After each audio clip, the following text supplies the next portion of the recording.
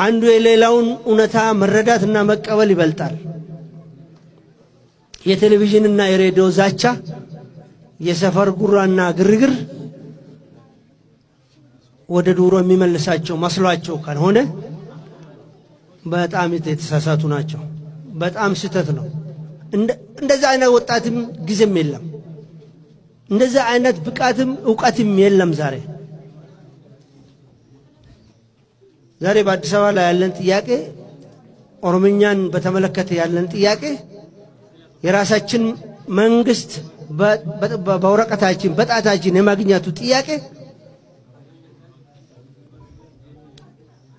የፌደራል ስርዓቱ እውነተኛ ከእውነተኛ ኮንፌደሬሽን የመነጨ እንዲሆን የመድረጉ ጥያቄ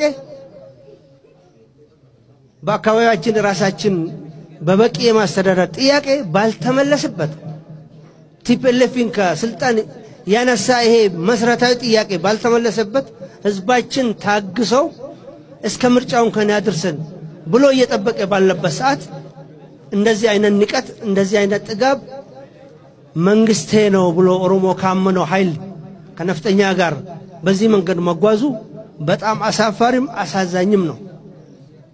ያለን መልእክት አንደኛ በኦዲፒ የሚመራ መንግስት አጋሮቹም ጭምር የኦሮሞ ህዝብና ሌሎች ጭቁን ህዝቦች ወደ ታገሉለት መስመር እንዲመለሱ የምርጫ ጉዳይ ነው እንዲመለሱ ካልተመለሱም በነፍጠኛ መንገድ እንዲቀጥሉ የሚመጣን ውጤት አብረን እናያለን። ይሄ በዚህ ሁለቱ ምርጫ መሃል ክፍተት የለም። ወይ ከህዝቡ ጋር መሆን ወይ ከነፍጠኛ ጋር መሆን ነው ምርጫው። እስካሁን የያዙት አማራጭ ከኦሮሞ ህዝብ ጥያቄ በተቃራኒ ነው።